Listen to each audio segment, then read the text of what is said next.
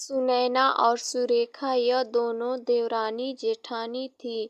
जेठानी सुनैना नौकरी भी करती थी और देवरानी सुरेखा यह घर संभालती। उनका परिवार बहुत बड़ा था। सास ससुर और उन दोनों के बच्चे कुल मिलाकर 10 लोग घर में रहते। और अब बहुत साल बाद उनकी बुआ सास अपने भाई के घर रहने आई थी। सुबह उठने के बाद बुआ सास ने देखा कि सुनैना फटाफट अपने काम कर रही थी। सुरेखा ने नाश्ता बनाया और वह नाश्ता सुनैना ने सबको परोसा। उसके बाद सुनैना ने अपना टिफिन पैक किया और वह काम पर निकल गई।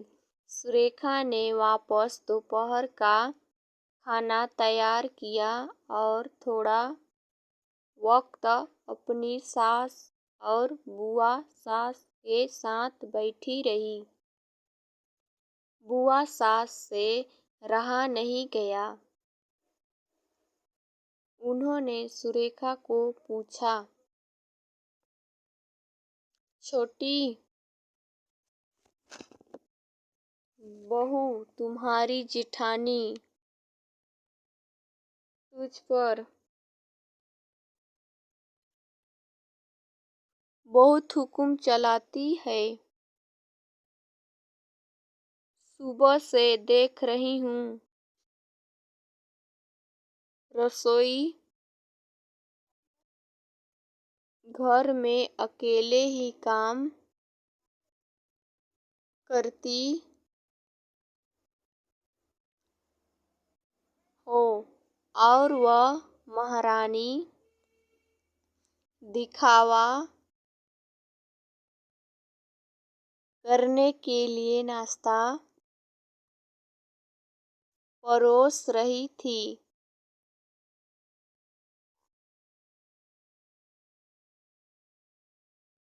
जैसे कि उसने ही नाश्ता बनाया हो।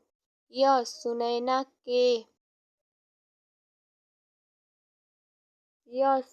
के बाद सुरेखा ने बुआ सास के तरफ देखा और बोली, बुआ सास,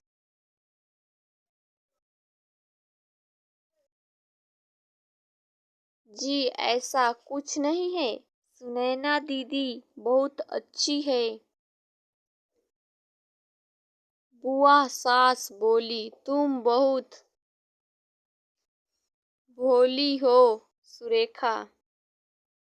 मुझे सब समझ में आता है। मेरे बाल धूप से सफेद नहीं हुए हैं।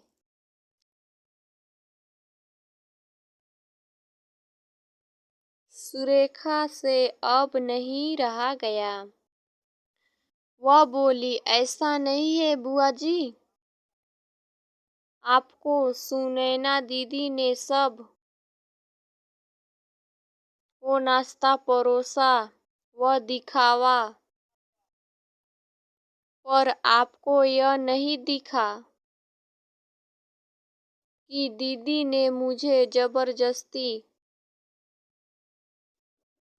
सबसे पहले नाश्ता करने दिया और चाय भी दी। वह रोज मुझे ऐसे सबसे पहले ही नाश्ता दे देती है। नहीं तो सबके लिए नाश्ता करते करते मैं खुद के लिए नाश्ता बनाना भूल जाऊंगी। दीदी मेरी कितनी चिंता करती है।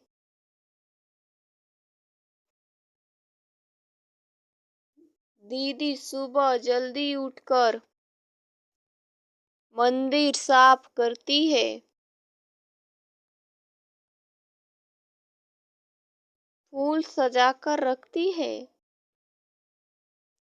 और मुझे उनके 1 घंटे बाद उठने के लिए कहती है।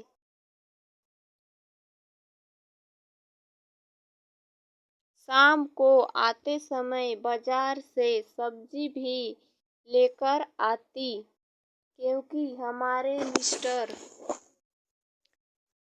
रात को देर से आते हैं और मम्मी जी को सुनैना दीदी ने बाजार में जाने को मना किया है, क्योंकि अब उनकी उम्र 60 साल से ज़्यादा हो गई है। बाजार में जाते समय उनको तकलीफ होगी, उनके पैर बहुत दुखेंगे। कभी उनको बाहर घूमने का मन हुआ तो सुनैना दीदी छुट्टी लेकर उनको घुमाने ले जाती है। और हाँ बुआ जी, दीदी रोज शाम को आने के बाद वह कितनी भी थकी हो तब भी मुझे खाना बनाने में मदद करती है। वह मेरी बड़ी जेठानी जरूर है, पर मुझे अपनी छोटी बहन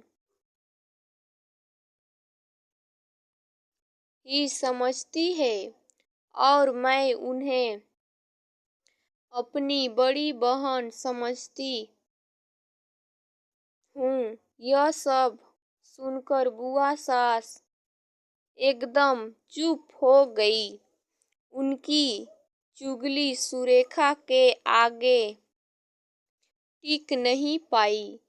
शाम को सुनैना सब्जी की थैली सुरेखा के पास देते हुए बोली, सब्जी के साथ तुम्हारे मनपसंद लेखक की किताब भी उसमें है। यह सुनकर सुरेखा खुश हो गई।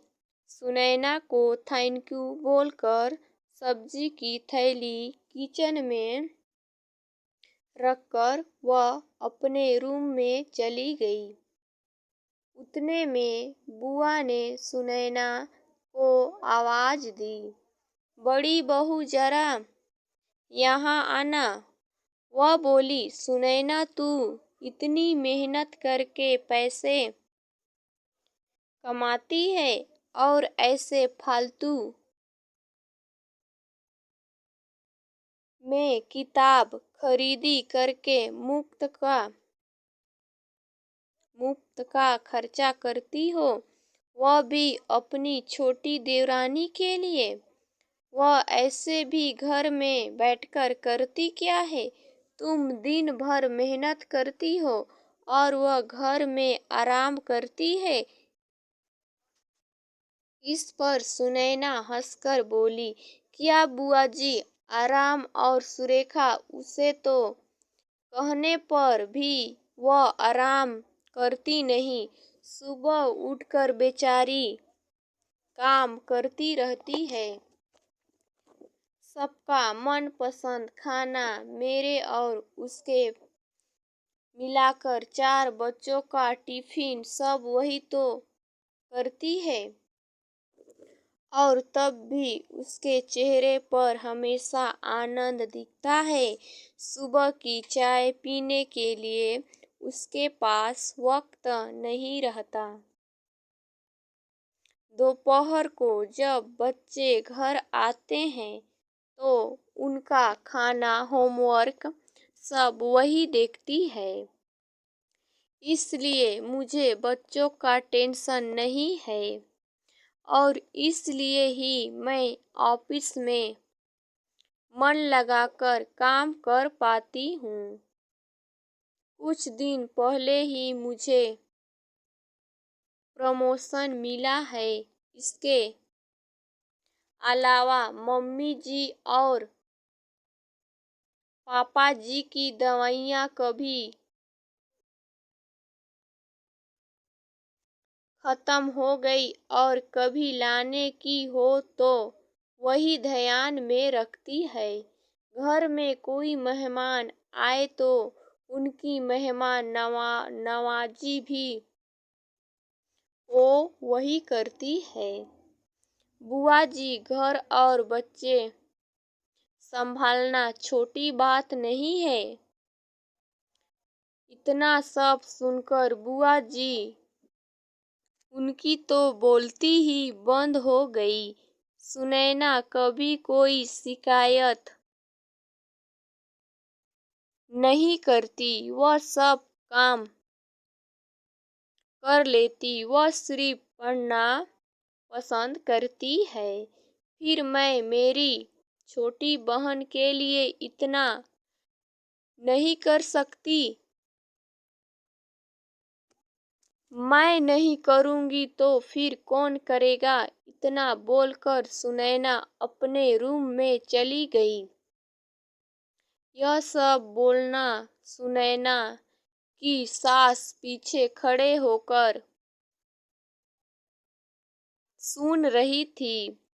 वह बुआ के पास आई और बोली, जीजी, यह दोनों देवरानी जेठानी जरूर हैं, लेकिन उनका रिश्ता दो सगी बहनों से ज्यादा पक्का है। मेरे घर की मजबूत दीवारें हैं। यह दोनों पहले में भी एक बुरी सास थी, हमेशा इन दोनों में झगड़ा लगाने का प्रयास करती थी, पर यह दोनों के प्यार के आगे मैं भी हार गई। वैसे भी झगड़ा लगाकर नुकसान तो हमारे ही घर का होगा ना।